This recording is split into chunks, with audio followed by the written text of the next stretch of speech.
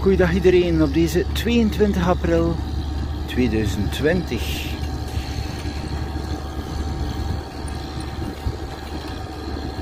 Ik ben onderweg naar Terneuzen, dus nog even, en ik kom aan de N290. Dus zoals gewoonlijk heb je terug de boeren die naar hun velden gaan.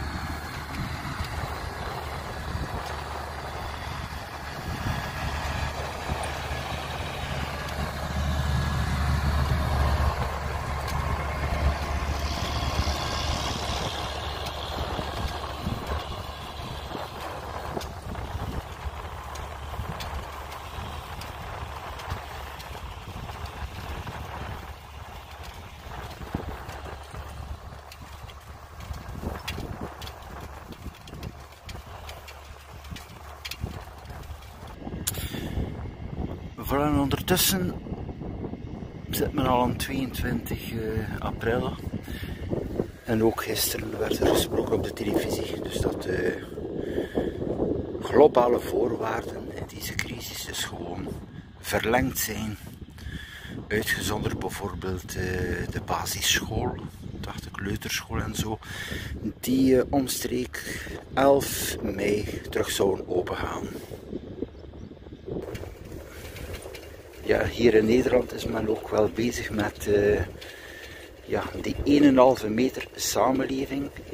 Dus dat alles zoveel mogelijk moet aangepast worden om dat ook te kunnen behouden. Vooral in de supermarkten wordt het al toegepast. Maar bon, er zijn verschillende plaatsen dat er dus nog veel aanpassingen moeten komen.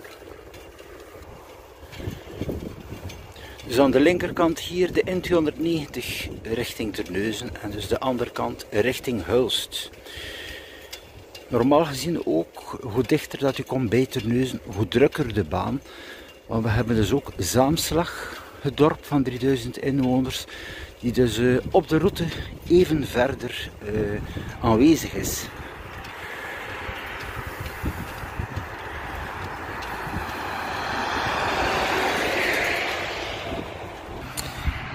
En aan de kant van de weg hier heb je dus ook van die vermeldingen te koop, aardappelen, uien en dergelijke bakken hier. Dus ook zelfbediening. Dus je betaalt en gaat gewoon verder. Dus je hebt contact met niemand. Dat is ook wel gemakkelijk. Voor nog enkele kilometer en ik kom aan het dorp Zaamslag. Een dorp met 3000 inwoners. Ik kan dus ook duidelijk zien, hier is er al iets drukker verkeer richting Terneuzen. Dus de andere kant richting Hulst is redelijk rustig. De reden daarvan is ook, Terneuzen heb je het hospitaal Zorgzaam. Heb je ook het bekende bedrijf Douw. En dan ook de richting voor Sas van Gent. En ook de mensen die niet over de grens kunnen van Kapellebrug te Hulst, moeten dus ook de omleiding doen langs de Westerschelde-tunnel om eventueel naar Breda te gaan, naar Bergen op Zoom. Dus dat is allemaal het verkeer dus die drukker komt langs deze kanten hier. En terug hetzelfde effect als je dus toekomt aan een dorp. De rust, toch wel sporadisch verkeer. Dus de N290 loopt hier nu wel aan de rechterkant verder. Dus dat is ook een rechte baan, maar dus voor de voertuigen, die gaan meestal toch wel even de rechterkant en die komen dan terug verder op deze baan buiten het dorp.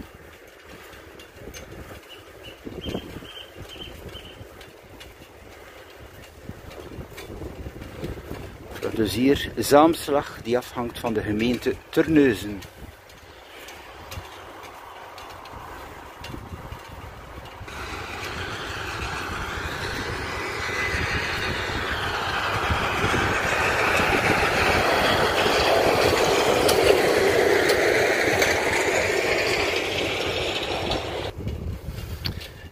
Het is ook zo de oproep van de regering van blijf zoveel mogelijk thuis. Werk eventueel thuis als dat mogelijk is. Wordt toch wel duidelijk opgevolgd. Al is er hier in Nederland geen verplichte lockdown, laten we zeggen. Zie je toch wel iedere keer opnieuw dat de mensen hun gezond verstand gebruiken. Dus hier het centrum van Zaamslag.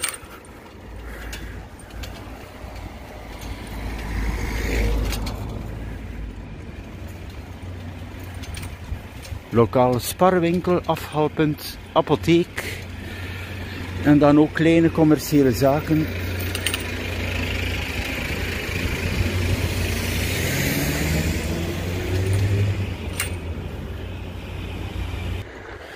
Aan deze locatie hier is dus 8 kilometer van Terneuzen, Hulst 13, Antwerpen 49.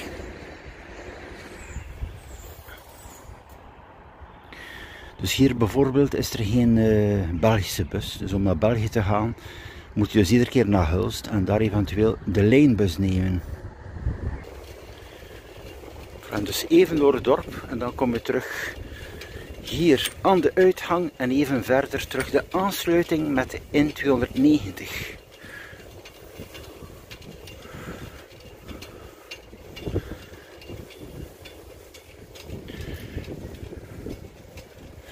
Dus op het gebied van mobiliteit is het altijd moeilijk geweest in Zeeland. Zeg, wie dat in België werkt of studeert, altijd via Hulst. En dan de bus van de lijn nemen, 45 minuten. Niet evident, neemt veel tijd in beslag.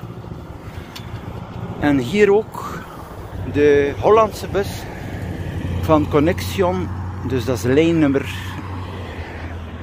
10. Dus eindpunt Hulst busstation.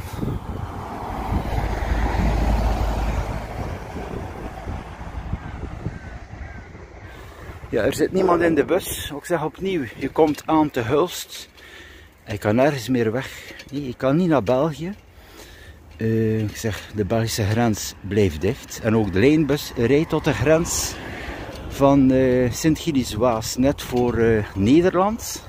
En daar stopt het bij. Dus het openbaar vervoer momenteel hier zegt, wordt sporadisch gebruikt.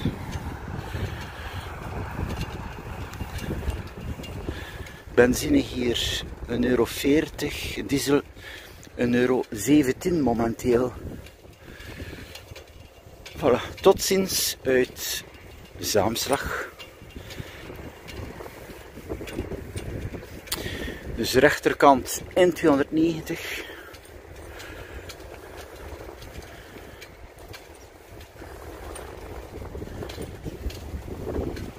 En dus hier met de fiets ga je dus gewoon verder en sluit je aan het fietspad naast deze baan. En hier terug het fietspad naast de drukke N290, want hier normaal gezien is er veel meer drukte. Ik zeg, het is vlakbij het hospitaal.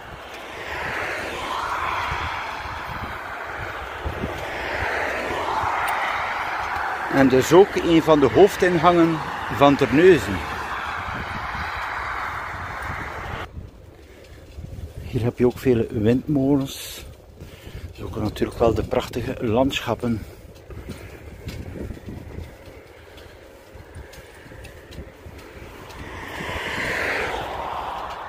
Daar even een tegenligger, dus even stoppen.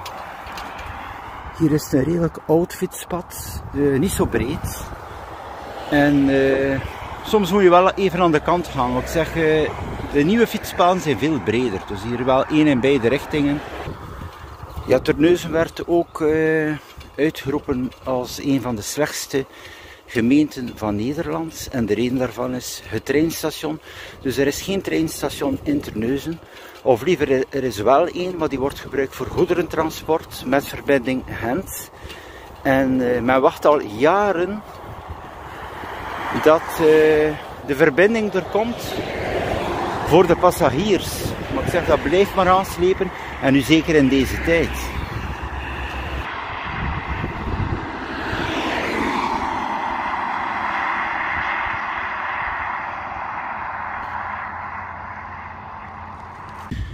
Ik ben bijna aangekomen te Terneuzen en dus hier aan de rechterkant van de N290 het hospitaal Zorgzaam.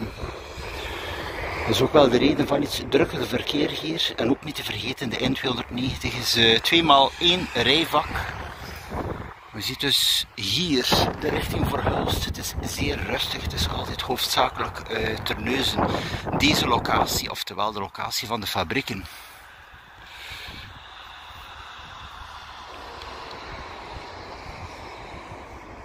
Ja, natuurlijk, iemand die hier werkt, vast zijn werk heeft, is het ook wel logisch dat je hier woont, in Terneuzen of in de nabijheid.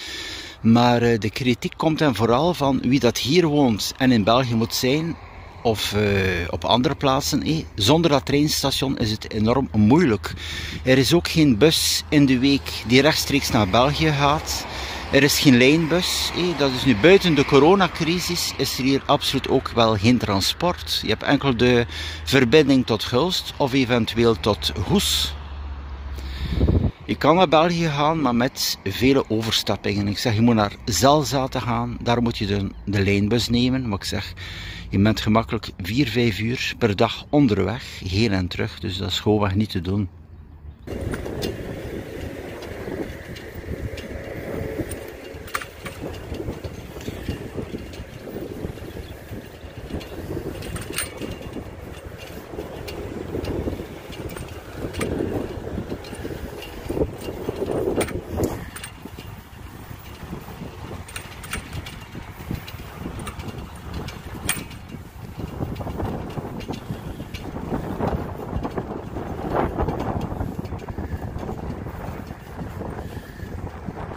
Zorgzaam. Aan de linkerkant heb je dus hier een bushalte. Maar ik zeg, naar Goes ben je meer dan een uur onderweg. En dan moet je overstappen op andere bussen of op de trein. Dus het is een lange rit. En naar Hulst heb je dus de lijn 10 via de dorpen. De laatste bus rijdt rond 18 uur. En de bus 20 langs Axel. Ik zeg, de bus 10, dat is 1 bus per uur. En dat maakt het toch allemaal heel moeilijk. Ik zeg, het is altijd zo geweest. Maar het wordt toch wel verwacht dat het treinstation hier in Terneuzen in orde komt. Ja, en eenmaal dat je weg bent van de N290, is het terug de volledige rust. Ik zeg, er is ook heel weinig beweging in het centrum. Hier ben ik nog even in het buitencentrum van Terneuzen, laten we zeggen op een 2-tal kilometer. Ik zeg, Terneuzen is redelijk groot.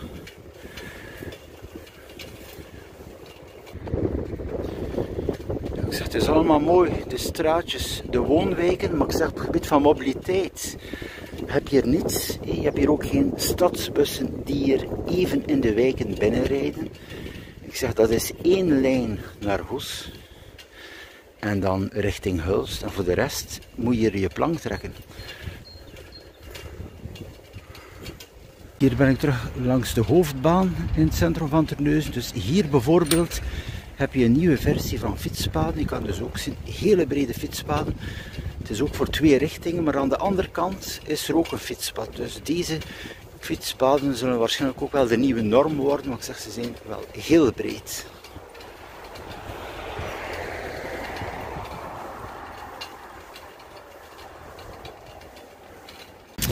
En hier aan de rechterkant kom ik aan het shoppingcenter Zuidpolder. Dat is een redelijke oude shoppingcenter al, ook met een Lidl, een Albert Heijn. Dan ook de bakkerij Bart en enkele handelszaken, ook zoals Capino en dergelijke.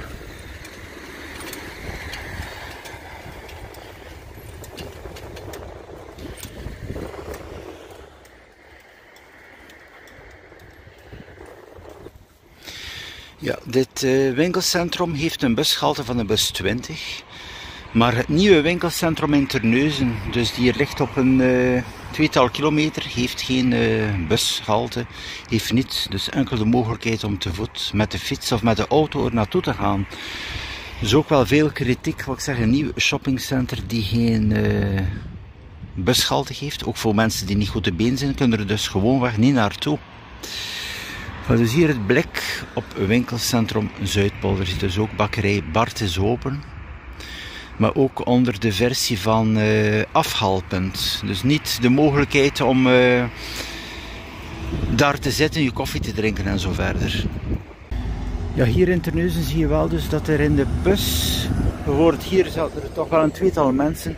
Dus er is toch wel even meer beweging dan de regio van Hulst.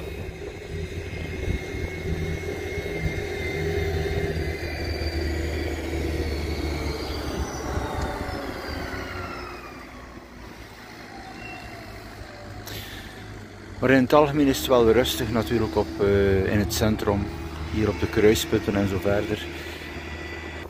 Dan even verder hier terug een smallere fietspad. Ik zeg nogmaals, ook aan de andere kant kan je fietsen. Het zou wel een goede zaak zijn dat ze er een eenrichting verkeer van maken, want ik zeg, je kan toch aan beide kanten van de weg fietsen.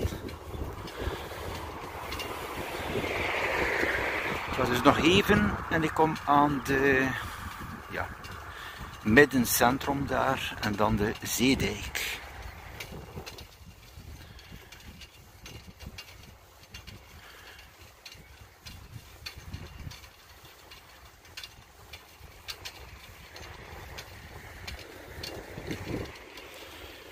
Dus hier ook de wegen volledig verlaten. Het is vooral de N290 waar dat dus de meeste drukte is.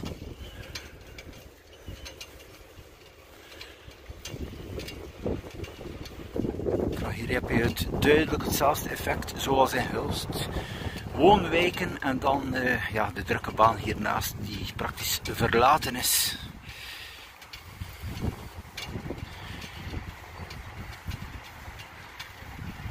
Je ziet hier het rondpunt van Terneuzen, dus zeg ik kan gewoon door. Geen enkele hinder.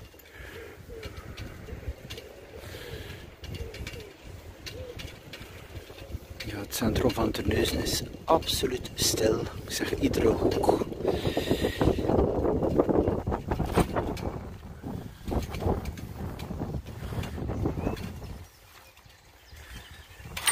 Ik ben hier even in Terneuzen voor een essentieel iets. Dus ook helemaal niet voor daguitstap. Daar wil ik ook op duidelijk zijn. Het verschil is gewoon dat ik ervan profiteer van even de camera erbij te nemen. En toch wel de leuke beelden op te slaan. Ja, je ziet hier ook wel duidelijk dat de tijd stil staat. Ik zeg, buiten een paar bedrijven, hospitaal, is dat gewoon al stil.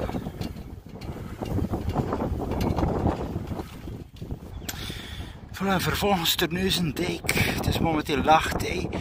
Je kan het hier ook wel duidelijk zien. Het is een grote slijkboel. Dus de Westerschelde. Ja, het is natuurlijk de vaarroute voor al de schepen naar de haven van Antwerpen. Een drukke route natuurlijk. Het is wel mooi om er te wandelen. Ik zeg, er is veel wind. En ook wel een mooi zicht op de containerschepen dat je hier hebt.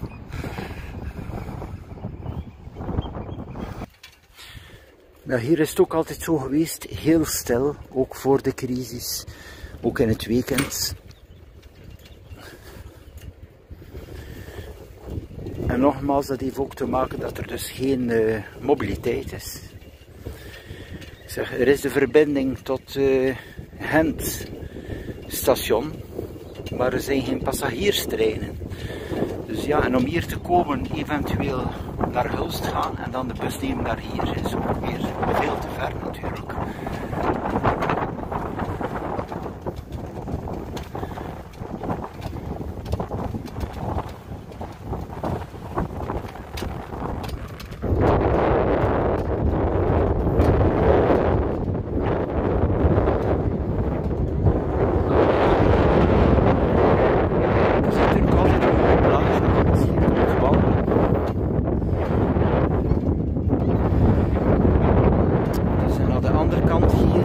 De Westerschelde tunnel met de auto of eventueel met de S20. Dus de bekendste locatie is Goes, want daar heb je dus het treinstation richting Rotterdam, Amsterdam, Roosendaal. En dan stopt het in Goes en dan moet je natuurlijk die bus nemen tot het busstation van Terneuzen, die hier op 20-25 minuten wandelafstand ligt. Want ik zeg, dat busstation is hier niet. Is ook heel slecht gelegen. Van de linkerkant stadhuis Terneuzen. Ik heb ook een video over het stadhuis van Terneuzen. Het bezoek tot dit stadhuis is ook terug te vinden op mijn account. Met de hits. Zeer interessant. En ook het zicht vanuit het balkon daar van het stadhuis op de Westerschelde.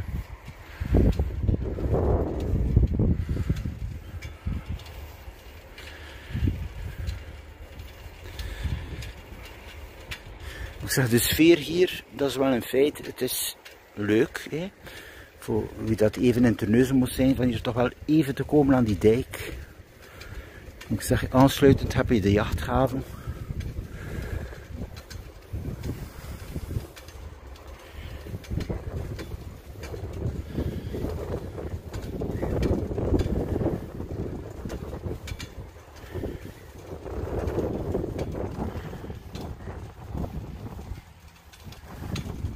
Hier is er ook recent een horecazaak gekomen. Maar ik zeg, natuurlijk ook in deze tijden verplicht gesloten. Ik zeg, hier zijn er weinig horecazaken op de dijk. Deze hier en dan even verder de eerste en de enige die er was.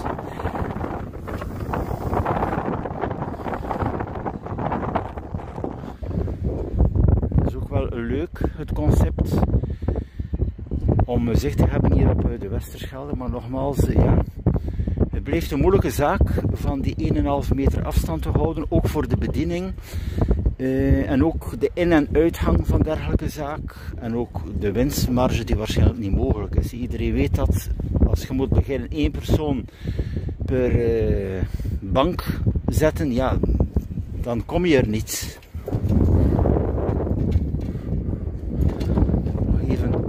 Zicht op de jachthaven hier, toch altijd wel mooi, het plaatje met de boten.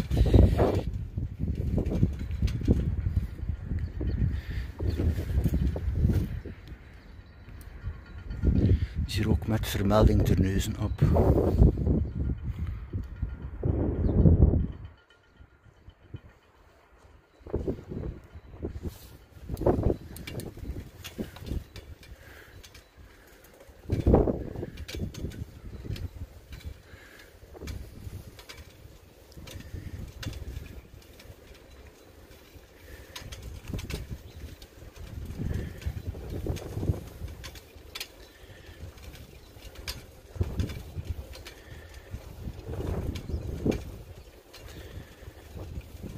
Het is natuurlijk wel een vreemd gevoel, wat ik zeg, het is mooi weer en alles ligt stil. Dat is natuurlijk het vreemde van alles. Ik zeg, de realiteit is er, maar vaak, men moet toch wel opletten. Want men zou verblind kunnen komen doordat het mooi weer is. Ik zeg, mensen lopen hier op straat of wat dan ook. Maar ik zeg, het is zeer goed opletten op de afstand te houden. Dat is toch ook wel een van de belangrijkste punten. En vooral ook uw handen wassen thuis. Niet vergeten. Minimum 40 seconden.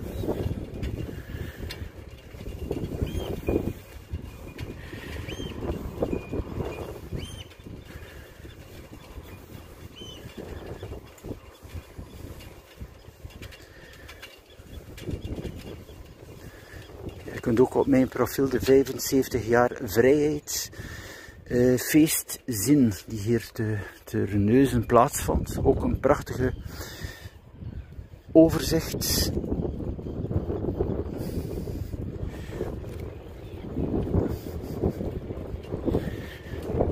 Dan hier ook de pier met daar een uitkijkpost voor wandelaars om toch wel even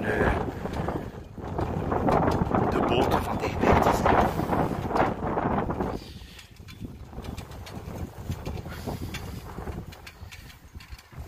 hier aan de linkerkant dat andere horecazaak, het enige horecazaak die er was. En nu natuurlijk die tweede. Dan hier het centrum van Terneuzen. Ja, rechterkant, dat zijn horecazaken die meestal open waren op de avond. Van die staks en zo. En dan linkerkant hier de bioscoop.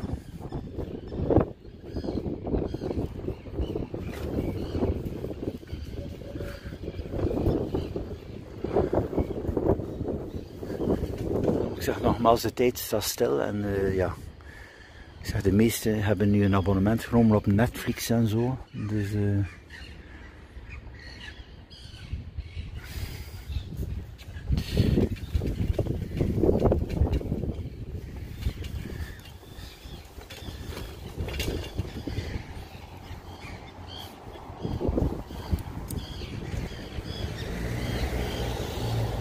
hier het Arsenaalplein.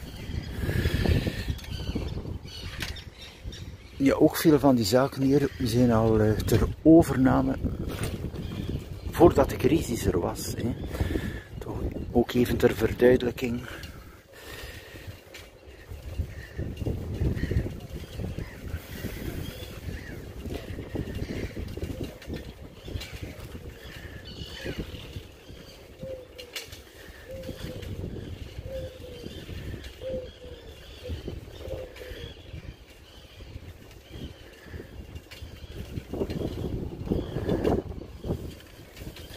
Dan hier aansluitend de Nieuwstraat.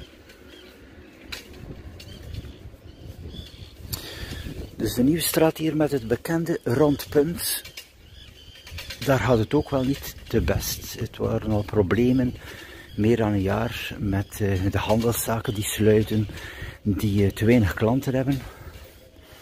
Dus dat is ook de reden dat er hier geen bakkerij Bart meer is. Dus aan de linkerkant was er een bakkerij Bart. Hier rechtover heb je een kringloopwinkel en dan hier recht voor ons ook te huur. En aan de linkerkant heb je dus een Poolse winkel. Dus die is blijkbaar wel nog actief. Maar je ziet, het is helaas een verlaten hoek. En dan heb je ook hier de CNA die gesloten is wegens de coronacrisis. Dus dat maakt het toch allemaal zeer verlaten hier in het centrum. Dan hier een zicht op de verlaten Noordstraat. Ja, de Noordstraat, ook opnieuw vele handelszaken die al te huur te koop waren. En nu nog de crisis erbij, is het resultaat helaas dat het op de meeste locaties een verlaten hoek is. Ook in de dag en het weekend. Het beeld van deze straat. Zie je het klassieke plaatje van te huur, te koop, blijft overal.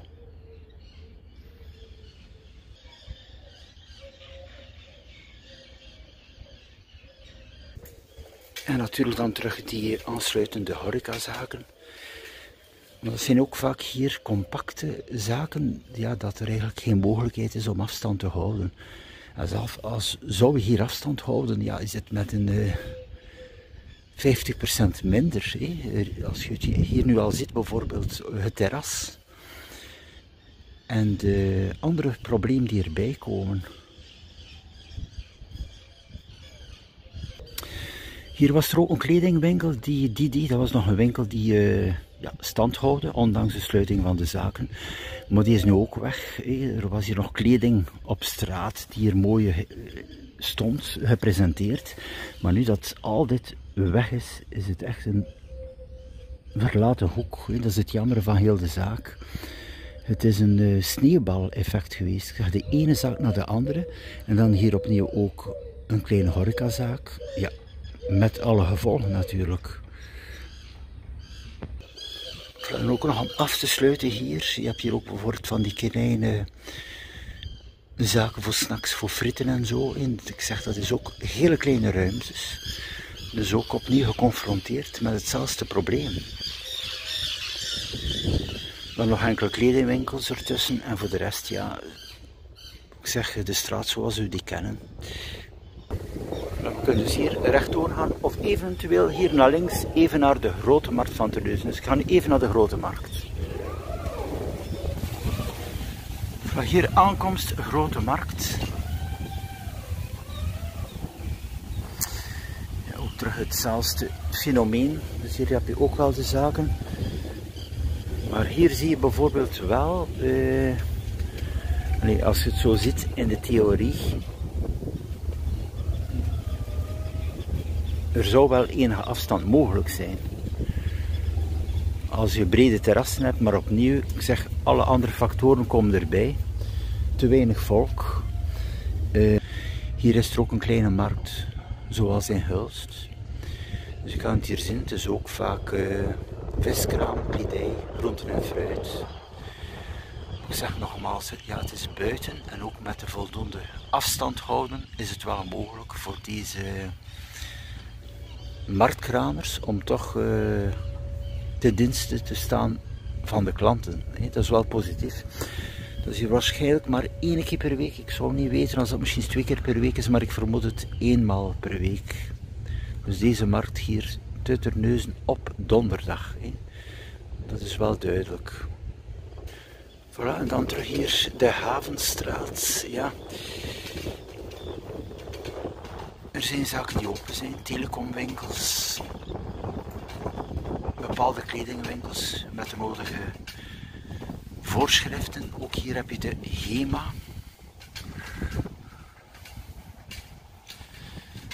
Maar het blijft toch wel allemaal moeilijk en ook er is weinig volk. Het is ook wel duidelijk dat er toch minder en minder volk komt naar die dergelijke winkels. En dus de mensen hebben voldoende met de supermarkt.